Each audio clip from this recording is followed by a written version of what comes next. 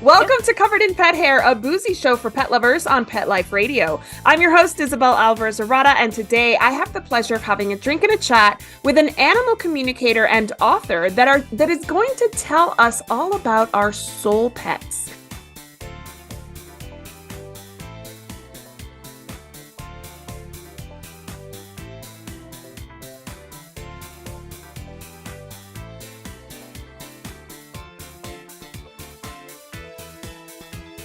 Welcome back to Covered in Pet Hair. I'm your host, Isabel Alvarez-Arata, and today I have the pleasure of having a drink and a chat with a pet parent, a telepathic animal communicator. She's a Reiki master, a speaker, an entrepreneur, and an adventure seeker. She's a road tripper, a cocktail connoisseur. She's a coffee lover and a tea drinker. World traveler that was born and raised in Houston, Texas. She was bird mom to Pearl, her soul bird who recently passed, and to Miss Petals, who she believes is his reincarnated spirit. More on that later. She's turtle mom to Malty, a 9-year-old redfoot tortoise, and Io, a 1.5-year-old 3-toed box turtle. She's dog mom to Flash Gordon, her 8-year-old standard wire-haired Dachshund, who, by the way, is like my dream pet. And she's also and she's also the creator of Pet Love Letters and author of Love and Feathers, a book about all that her soul pet, Pearl, taught her. She also collaborated with her dear mom, a chef, on a cookbook called Waffles and More, a recipe book that features a bird named Pearl's favorite people food recipes. She's founder of Animal Love Languages, dedicated to fostering closer, clearer connections between pet parents and their companion animals. Her name is Shannon Cutts. Welcome, Shannon. I'm so excited to meet you finally. Isabel, it's a joy and an honor, and this has been a long time coming, and I'm absolutely thrilled we finally get to meet virtually, face to face. Agreed. I am so excited for this conversation. As I told you before we started recording, these conversations are some of my favorite because they are so eye-opening.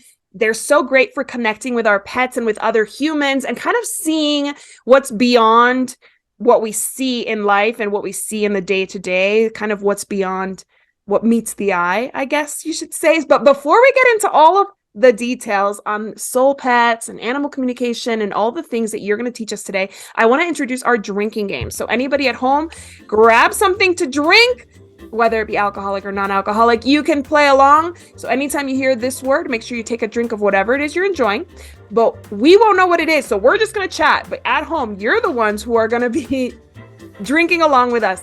And just make sure that if it is an alcoholic beverage, you never drink and drive, and always drink responsibly and be of age wherever it is you're joining us from. So what are you having today, Shannon? I see you have a little bird there joining us. Well, Miss Petal here is very interested in the clear glass and the smell of the of the scotch that I'm drinking. There were 2 rocks in there, but they have long since merged with the scotch inside. This is Macallan 12, one of 2 scotches that my dad and I loved to drink together. In fact, we often love to compare scotches. And since my whole journey, as I was sharing with you right before you press record, my whole journey really evolved during the time when my dad was making his final transition.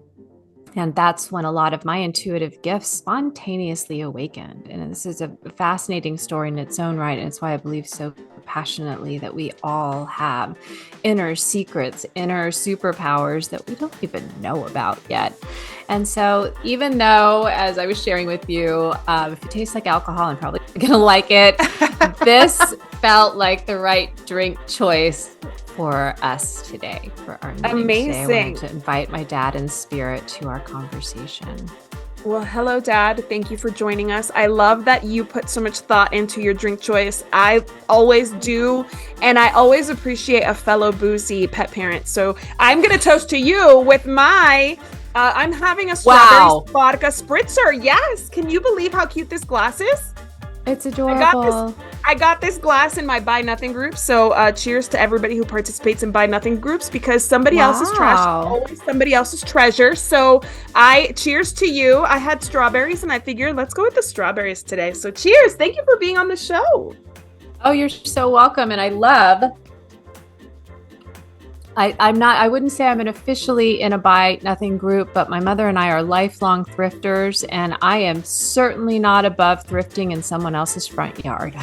Agreed. I love it. This glass came from a thrift store, and I have many wonderful things. Probably almost everything that you see in my part of the casa comes from, and probably pretty much everything that I'm wearing today as well. We won't go into too much detail there, but I just promise you 90% of it is thrifted. I love that so much. Actually, I just got a new cat, Van Gogh, and his favorite place to sit is a piece of furniture that I got from the dump at my old apartment.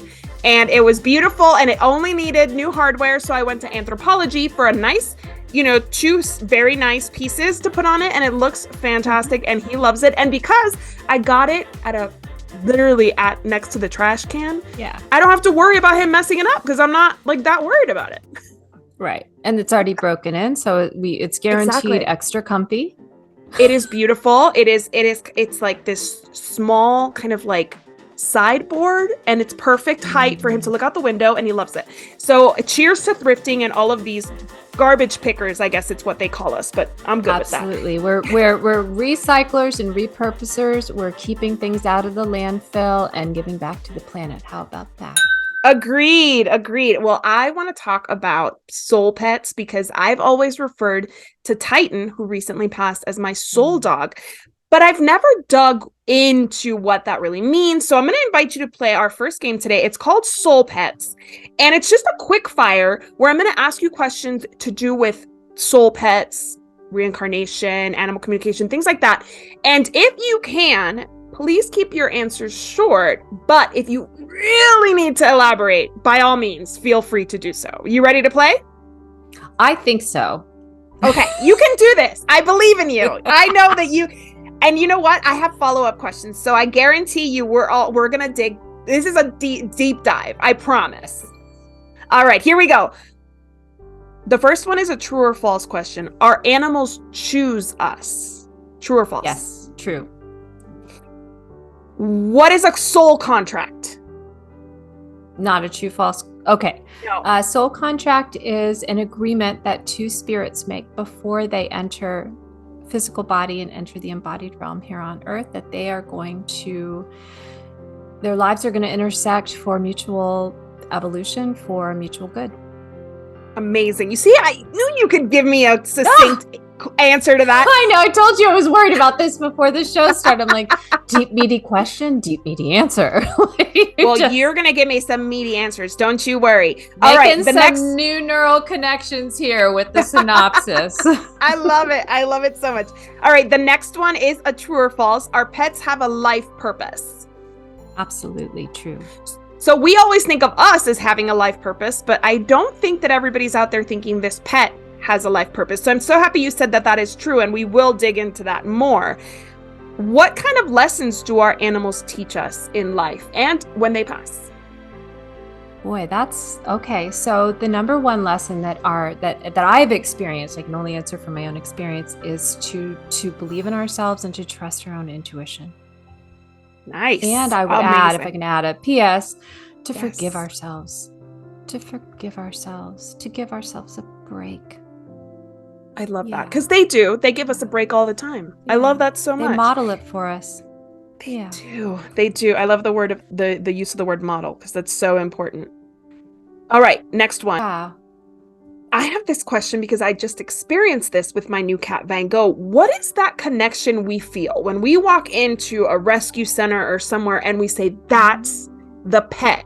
What is that? Is that just... It's the activation of the soul contract. Interesting. Okay, I really want to know more about Tell me that. where you feel it. Okay, well, we'll go into that after that, but I want to know where you feel it in your body when you feel it, Ooh. because you said you experienced it. So I want to know where you feel it. Yes. Yeah. So I think that it happens to everybody where they say like you walk in, you meet a bunch of pets and like you just know like that's not it, that's not it, that's not it. And they could be cute and wonderful, but you're Adorable. like drawn to like that one pet. And I feel like there has to be something more to it than just like I'm attracted to that pet. Mhm. Yeah, there is. Yeah. Okay, awesome. All right. Our pets may have known us in past lives, our past lives. True or false? Our past lives and their past lives, true. Ooh, okay. We will see our pets in a future life. True or false? Possibly. Maybe. Okay. Do other pets in the house mind not being the sole pet? Or can you have multiple soul pets? So, yes, you can have multiple soul pets, and in my experience, no. The other animals don't mind. At some level, if we're keeping company with a specific animal and not all the other millions of animals, and if they're keeping company with us and not all the other millions of humans out there, there is some level of soul contract in place. It has to do with what best serves each being's highest good. And so some soul connections can look and feel much more all-consuming Right. and essential than others, but it's due to the nature of the soul contract and what each being needs from Oh, that connection. that's amazing. Okay. So, how did you, first of all, get into this kind of work? You mentioned that it was your dad's So passion, interesting. but did you work in pets at all before your dad passed in another capacity? Turning 50 is always going to be a big deal. Yeah, I feel like even if we don't know we're 50, like we were trapped in a cage for, in a cave for many years and we have no idea of chronological age, I still feel that there's some kind of like awakening or unfolding that happens with each of Yes. these quarter century marks. And Yes. I hit 50 a couple years ago, and 6 days after I turned 50, on the day that her present arrived for me, my best friend suddenly passed away. I'm so She sorry. was a Reiki master. And right after that, my father, who had been diagnosed with a very serious wasting illness, um, right in that, it's hard for me to even explain, but right is somewhere in that miasma of grief and uncertainty and family trauma, my hands turned on, and I would go over and visit my parents, and my hands would like turn on and like start to try to follow him. And I had forgotten that I had been Reiki attuned back in my 20s. So I decided, this is Marcy's spirit, my friend's spirit, reaching out to me from the other side, and I better go get reattuned and get a little primer on how to do this. I wanted to help my dad. And right around that time, I've had a meditation practice since I was 19. So right around the same time, I was meditating one morning and I heard the words, "You are an animal, intuitive and sensitive." And Wow. I thought, that's fascinating. I have no idea what the heck it means. So, so it's like, here I am learning about myself. Like, I'm 50 and I'm making a lot of new neural connections all of a sudden. I had been involved in the pet industry prior to becoming a professional communicator and Reiki master. I worked as a freelance writer. And over the 10-year period, it became more and more about writing in the pet niche because it felt like it was what I was most passionate about. And thus it became kind of my sweet spot. It was also the content that seemed to speak to readers the most, and it became something that I was sought out for.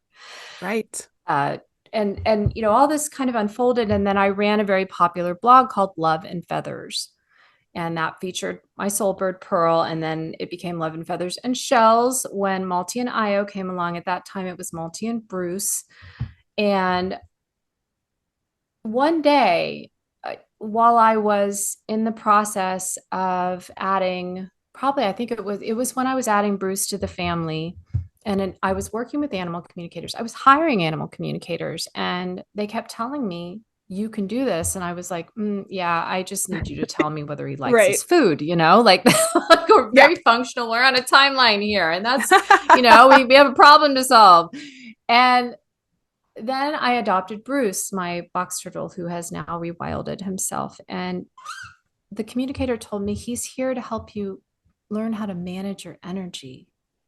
And I think that was really my first verbal introduction to soul contracts. I had never thought about, I mean, I knew I couldn't, I couldn't exist without Pearl. Like we were joined at the beak from the moment I got up till the moment I went to bed.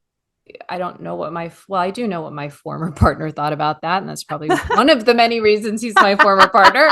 And, so there was that feeling of if Pearl's not there, I don't have the oxygen that I need to function. But as far as an animal entering my life in a very unusual way for a very specific lesson, and I embraced that. And he did teach me so much. And one day, probably right after I'd had an animal communication session, because I got in the habit of having one every 6 months or so to kind of just check in with all the family members and see what's working, what's not, where do we need to, who's mad at who, that kind of thing, just Right. again, very functional on a more of a preventative level. And I thought, I had been in the habit of having these out loud dialogues. Anybody who's listening who talks to do you talk to your animal, you just comment, and I had gotten in the habit of filling in their half of the dialogue. And one Right. day, again, just another one of these little intuitive hits, I guess you could call it an active meditation moment. I thought, I think I'm communicating. I think that we are having this isn't just making things up to entertain people on Love and Feathers and Shells, which was all about animal ambassadors and specifically focused. Flash would make frequent appearances, as would our former docs in JP Morgan, but I really felt like it was more about giving voice to the voiceless and Right. giving depth to the misunderstood, and really focusing on exotic animals because I have such a Hmm. passion for these exotic animals. I can't believe that tortoises and turtles have survived everything. Like they survived the freaking asteroid that killed all the warm-blooded creatures and all of the dinosaurs, but they may not survive us. So it's Right. like I feel very passionate about that. But I just had never realized that I was having this out loud dialogue. And when I started to learn things, when the Reiki turned on, and then I heard you're an animal intuitive and sensitive, I really kind of treated that like a gift that other people got that was really cool, like being, like winning American Idol or The Voice or something. Like, I think I have I think I am intuitive. My husband says I'm a little bit of a witch in a good way, not a bad way. But he's obviously, like I said, very good at animal communication. I shared that before we started recording, but I have had moments where my pets speak to me, but I don't feel like I can ask them questions. So is there like a yeah. levels? Are there levels of that skill that one needs to develop in order to get to the point where you're having a dialogue? You know, yes and no. It's a question that we have to kind of back up a little bit and take a look at the bigger picture. And we're not talking about incarnation here, but incarnations. Some Okay. people, some people come in and it feels like all their intuitive senses are turned up to 10 and blaring. And that typically traces back to some experiences that they've had, some work that they've done in a prior incarnation. I love your comment about being a good witch. One of my personal mentors and coaches, Christine Kane, likes to joke that we're all recovering witches or apothecaries or midwives, or and we were all burned at the stake and now we're back. So watch out, because we live in an era where this is not only accepted for the most part, but wanted and needed and even craved. And Right. and so that's a part of it. We're coming in with some experience, but on another level, we may come in, and that's part of our journey here, is we're recovering from that trauma, or we need to, so we go through a period where we need to reawaken. again, it's about developing a secret inner language where you learn to trust what your senses are telling you because it's happened before, and it's so that means it's probably happening now, and it means it will likely happen again. But it's a Right. daily discipline if we make it a priority. And, a lot of people come into animal communication, like we talked about before, with kind of a problem mentality. It's very normal. It's very natural. We have so much jammed into our day that we just need to get it off our plate. We need to check it Mm-hmm. off the list. And yet, the unwitting star of the whole show is we ourselves, because what we're going to get out of it is so much more than just fixing that problem. We're going to learn that we have this whole other side to ourselves and this whole inner GPS system that's always been there that can guide us, that we can trust ourselves like we talked about in the game. We can Mm-hmm. learn to trust ourselves. Our animals already trust us, Mm-hmm. which is kind of amazing. Yeah. Like, Yeah. I'm not always sure I'm trustworthy, but you trust me. So I'm going to try to rise to the occasion. I want to dig deeper into that whole soul pet and what we feel when we meet or are in the company of our soul pet. But before I do that, I need to take a break. Let's listen to our sponsors, and when we come back, Shannon is going to tell us what it feels like to be in the presence of our soul pet. Don't go anywhere. You don't want to miss this. We'll be right back. Welcome back to Covered in Pet Hair. I'm your host, Isabel Alvarez-Arata, and today I'm having a fascinating conversation with Shannon Cutts of Animal Love Languages, and I want to ask her the question that always kind of makes me think is this a soul pet? How do I feel how do I know that this pet is my soul pet? Because we use soul dog, soul cat, soul pet, soul bird, and we use it a lot, but I don't know that anybody understands what it is. So would you mind telling us? Here's a good way to find this. Is probably the best way to find it. Imagine that you have a soul pet. If you're listening right now, bring your soul pet to mind, whether they're in spirit or they're currently embodied. And then imagine somebody's trying to talk you out of the significance that they have in your life. And they're trying to convince you that animal is just a pet, that just go get another one. All the things that that if we all had spines along the backs of our necks, they would all raise up and we would charge, right? This Yes. is how we know. I totally feel that right now. I'm happy we're having this conversation literally a month after I got Van Gogh, because he is the first pet that I've ever gotten on my own accord. Every other pet in my life has been influenced by somebody else. And with Van Gogh, I just had this feeling that I needed to find a pet. Somewhere during the Texas Pet Sitters Conference, the idea of a Russian blue hit my head. I don't know if it was a dream. I don't know if it was mentioned there, but it kind of stuck. And then literally 2 days after, the day after I returned from the Texas Pet Sitters Conference, I'm picking up this Russian blue 30 minutes away. I knew exactly who I wanted. I said what I needed. The rescue led me to him. I found him on the website. I felt a connection on the website. I felt a connection when we met. He literally walked over and loved me. I told him, I can't take your sister. I can only have one of you right now. And it's okay if you don't want that. And he jumped into my carrier.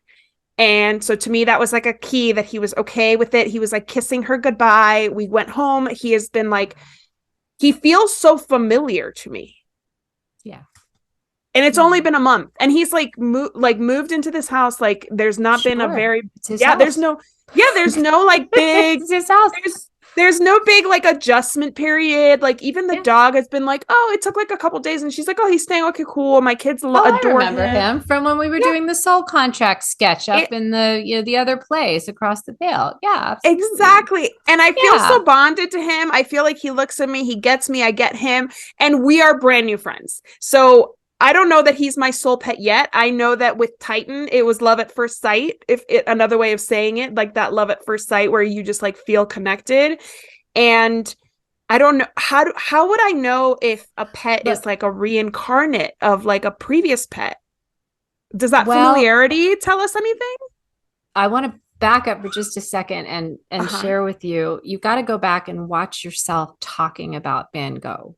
Okay. If I didn't know any better, I would think this was a human. Like everything about you is lit up with 1,000 light bulbs. Like you're glowing. Like there's so much wonder and joy, and it's like there's something propelling you that you're like, why am I doing this? Why am I doing this? And you're still doing it, and it's like, so it's more powerful than the fight, flight, freeze. It's more powerful than Yes.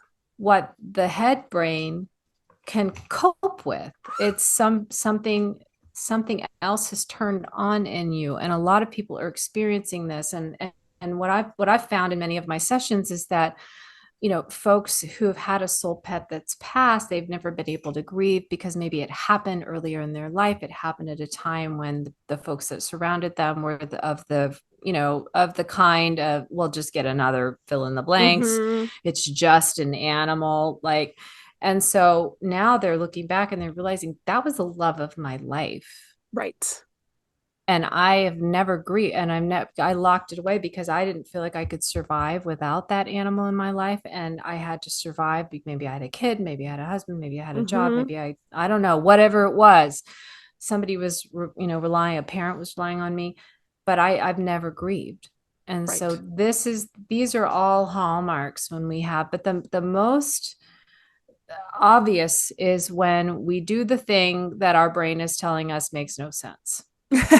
We feel the thing. It's like, yeah, he's a new friend. Yeah, he's a new friend in this incarnation. And I may be able to, if I am having a conversation with an animal or I'm channeling my guides and that animal's guides and they're having a talk and I'm downloading information, I may be able to tell you, and I've often been able to tell people who they were to one another in prior lives. And here's something really interesting and quote unquote controversial in the world of animal communication, because different folks have different beliefs around this. Right. But I've experienced it even with our own current dachshund, Flash Gordon. We can switch species. We can switch across, the the sacred boundary of human versus non-human. Wow. We have been all kinds, we have been in every permutation to one another. Whether or not, however, that animal is a previous version of an embodied soul we've interacted with in one of our earlier incarnations, or whether they are a spirit guide or a mentor from the spirit side who is temporarily incarnating in this lifetime to ease us over a hurdle, to help us, or because they want to have an experience of what it's like to have a body. There's been a couple of my clients who've never had a body before and they don't plan to have one again, but they needed this Wow. experience and their human needed them. I've had animals cross back over, not because of any kind of great soul contract reason with their current embodied human, but because a former human carer of theirs has just crossed over to spirit and isn't coping well with it, and that animal has crossed. So it's nuanced. It can be very nuanced, and it feels like heady stuff, but it's really not, because it all flows from a simple question of asking. So I couldn't necessarily tell you right now, Right. if I wanted to connect with Van Gogh and we could find out, is this one of your spirit guides or your angels? So, well, angels don't necessarily reincarnate, but one of your high vibration light beings or spirit guides coming into your life. At any rate, whether you've been embodied before in what we call a reincarnation in a physical form, there's a familiarity there. Mm-hmm. You're not new friends. You're old friends who are meeting in a new time and a new place. Like you made a coffee date for 2023 in Texas right after the Yeah. Pet Expo. And that's That's when you so guys were going to meet crazy. up. And it's been on your calendar for like freaking 40 years. It's That's been on your amazing. psychic or your intuitive, your soul calendar, not the one on your phone, And so it's Right, like, yeah, right. you're old friends and nobody can talk you out of that. If I tried to sit here and No. say, oh no, you guys just met, of course he's acclimating. That's why you'd be like, no, you're full Yep. of, nah, you, Yeah. you don't No, know what you're no, there's talking more about. to it. There's so Yeah, much more to yeah, it that even my yeah. best friend was like, Isabel, is that Titan? Because I feel like there's Uh, something there. He's just so special. She used the word special. She's never met him. She's just seen him in photos, but she even got a feeling that there was something more to this. So I will book a session with you because we Well, need and here's to something get else into that's really that. interesting. Yeah, yeah, yeah. Here's something else that's really interesting is you came into our brief period of time together saying, I'm not good at this. I'm not, but you're surrounded by intuitive people. All the I am. social connectivity theory tells us that we've evolved, from incarnation to incarnation to interact in only small tribes. This whole social media where you have 1,500 or 15,000 friends is very artificial. We don't have the capacity to maintain connections at that level. It's true. We're primed for these small groups of between 4 and 12 people, and 2 to 6 is really kind of the sweet spot. And so when we look Ooh. around and we see who we have selected in our inner circle, if it's a match with something that everybody else has and we don't think we have, then it's probably something latent in us that's Okay. wanting to come to light. Because when it does, you're going to have massive support. That's amazing. I love Like, that so yeah, much. yeah. I love it. And there's going to be a Okay. lot of excitement. Yes, I'm telling you, these conversations, they fill me up. Like, my heart is so full when I have these conversations Yeah. because they feel right. They feel true to me. They don't feel like some people are going to be listening being like, this is just too woo woo for me. Very few Mhm. things are too woo woo for me because I'm open to these kinds of things. And I want to learn more about your business and what you do for pet parents. So I want to invite you to play a second game with me. This is Oh, actually named after your business, Animal Love Languages. I'm going to give you 1 minute on my handy dandy clock here. And I want you to just tell us about Animal Love Languages. What is it? What do you do? How can you help pet parents with your Animal yeah. Love Languages work? Ready? Three, two, I am one, ready. go. I have seen animals help humans move mountains in ways that another human could never pull off. And I say this because I have had my human clients, my pet parent clients, tell me, especially after their soul animal has crossed back over, say, I have never loved anyone except that, I've literally, like, not the way I love, it's like I have never loved anyone because I have Right. never opened. So this is animal love languages is if I had to sum it up in a word, it would be becoming brave. We Mm. become brave, we become vulnerable, we open, we connect, we trust, we listen way more than we talk. Mm. And we love at a level where we constantly surprise ourselves. I love that. That was so beautiful. Yeah. I love that it is about openness because I remember Yeah. actually, I think that happens in motherhood. I remember with Mm-hmm. my first pregnancy, my son Noah, I would cry constantly. And my midwife said to me, your heart is open. Like I wasn't sad crying.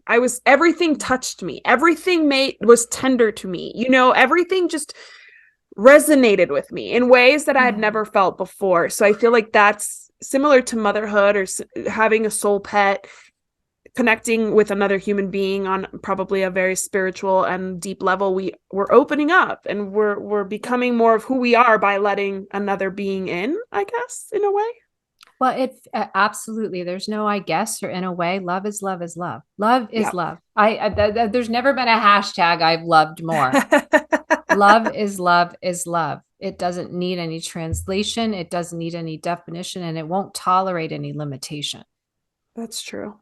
And That what's is so true. interesting about your experience with your firstborn is that little babies, any baby before the age of about 2, when certain higher level cognitive functions start to turn Mm-hmm. on, and there's a little bit more of what Don Miguel Ruiz calls domestication going on. Right. And yes, no, no, no is not your favorite word. No, there's a yes. We start to learn the rule of thank you and please and Yes. all of these different things. Like before that, in India, they say gazing into the eyes of a child of 2 years old or less is gazing directly into the eyes of God. I It's the love same that. thing with our animals because they're unfettered love. They're not troubled by the machinations going on upstairs. And so it's a brave making act to be a mama to any species. Yes. And True. our True animals that. stay that way for a lifetime. Exactly. So Exactly you're right. signing up for a level of mirroring. Mm-hmm. You may not give your animal your very best every single day, but your animal will always mirror your best. Now, what I love, because I've spoken with many pet parent clients who come with guilt that Mm, they can't seem to shed. They definitely haven't found a way to share it, and they need someone to talk to about it. I didn't walk her every day. I didn't. I didn't know that the treatment wasn't working. I made her stay too. I made him stay too long because I couldn't let go. I didn't allow him to grieve his sister when she passed. I mean, there were so many, I didn't know, I yes. didn't understand. And we come into this, and what I often share here, what I always share is what Don Miguel says. He says, always do your best. Your Hmm. best will change from one day and one moment to the next. Absolutely. It's the intention that matters. So if you're listening right now and you're struggling with guilt, Maya Angelou says when we know better, we do better. And the Hmm. truth is that the intention in 99.9% of the time, the intention is to do better than you know how to do. And that's Right. what the animal is tuning into and mirroring to. It's like, I know you didn't walk me all the time. I Right. know, you know, deep down, you probably sense but you didn't know that that was a sense. You didn't even know you had access to that. Right. And what I'm feeling is your intention to do right by me, your intention to give me your very best. And that's what I'm anchoring to. And that's what our animals. So that's where we started the show talking about our animals want us to forgive ourselves. They want us to give ourselves a break. Hmm. I And this is, we're completely agree coming with that. back to this point.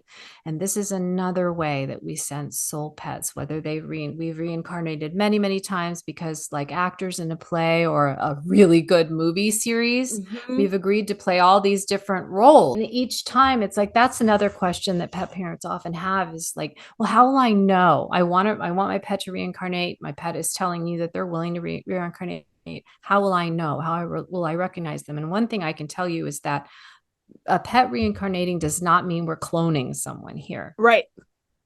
In fact, it's often the opposite because we've been to that rodeo. We've Right. learned those lessons. We've evolved to this point, and so we have to be okay. Like Petal's voice is different than Pearl's. Petal is twice Pearl's size. Petal is a ladybird. That's a Hmm. big deal, you know. Yeah. Different gender. So it's we have to be open, and that's why sometimes we have to grieve first before welcoming the reincarnated animal back into our life, because there was a period when I was waiting for Petal to be old enough to adopt her, and I knew who she was and she knew who she Hmm. was, but I wasn't ready because I just Right. wanted Pearl. And Right. that's part of, Right. that's part of that's a part of the process. It's another one of those, not so nice factors about being embodied. The physical body, the mental body needs a chance to catch up to the emotional body and the soul body that already is looking at the calendar and seeing what's up ahead. And so we've got to go through these uncomfortable processes, and we've got to give ourselves some time. And that again anchors back to give yourself a break. Yeah. Ease up on yourself. Be gentle. You know, Especially when you're mourning the loss of a pet, because I'm so happy exactly. you address the guilt, because Yeah. that's, I think, the hardest part for everybody that I've Yeah. ever interacted with who lost a pet. It's always the Yeah. guilt. Was The it too guilt. soon? Was it too late? I didn't do enough? I wish I had spent more time with them, blah blah blah blah blah. And it's like I you can miss the really signs. I miss the signals. I mean, Mhm. I suffered from it too. It's like nobody listening to this should ever think that I've got some kind of inside track just because I'm an animal communicator. I have honed an ability that matters to me. I have put in the time and the effort and the dollars and the hours. Mhm. And what I do is available to you. Now, will it look like me? Will you become a me clone? No, it will look No. like you. Right. You Right. know, And but that is truly the only difference. I could do this all day, but I'm going to wrap up now. I want you to tell us how my audience can learn more about you. Well, head over to animallovelanguages.com. I've got a bunch of free tools. I offer a weekly newsletter. You can experience animal communication private sessions. You can experience distance Reiki. You can experience animal communication workshops and enjoy my podcast, Let's Talk to Animals. Yes. It's all about demystifying and de-wooing all of these wonderful conversations that we've been having. What is it? Who can do it? How can it help? Can it happen even if the pet's in spirit? All of these questions, there are answers. And the podcast encourages everyone to find their own answers as well. I offer plenty of fun, free tools. There's a 5-day animal communication camp that gets you acquainted with your intuitive pathways and are really fun. If you have like a favorite species, like I just love dogs, I have Why Do You Pick Me? And you can click and receive channeled wisdom about that species. Dogs. So right now I have dogs, cats, birds, reptiles, and equines. Why do you love my species so much? What is it about my species signature, my energetic blueprint that is here to grow me and to teach me? What am I seeking out? Why is that? For me, it's always been birds and turtles. Right. Yeah. So, right. Like Well, Miss Petal here. So there's lots to enjoy. I would love to meet you. Reach out. Send me a message. You can reach me at shannon@animallovelanguages.com. And more importantly, you can reach Petal, Malty, Io, and Flash Gordon. Yes, absolutely. She just flew into the. I love it. Yeah. Just want to propose a toast to you, Shannon, for being my guest today. Oh, bravo, bravo. And to you. Cheers. Thank you again. And thank you, sweet Miss Petal, for being with us today. I've so enjoyed having a bird on here for the first time. It's usually dogs and cats. So here's to Miss Petal. So I also want to propose a toast to our executive producer, Mark Winter. Thank you, Mark. Absolutely. And to our audience for tuning in for all of these amazing conversations. Thank you so much for sharing your love of pets with us and with my guests. So here's to a life covered in pet hair, because there's no better way to live. Cheers. Bravo. And cheers, of course, here's to a life covered in bird feathers and shells as well. To my ears. Cheers, cheers. We got to know our audience. Cheers. Thank you again for the invitation. It was my honor and privilege. I truly enjoyed it and can't wait to keep in touch. I can't wait to learn more about you and learn from you. So anybody who wants to learn more about Covered in Pet Hair, please visit coveredinpethair.com or petliferadio.com. Thanks for watching, and I'll see you next time.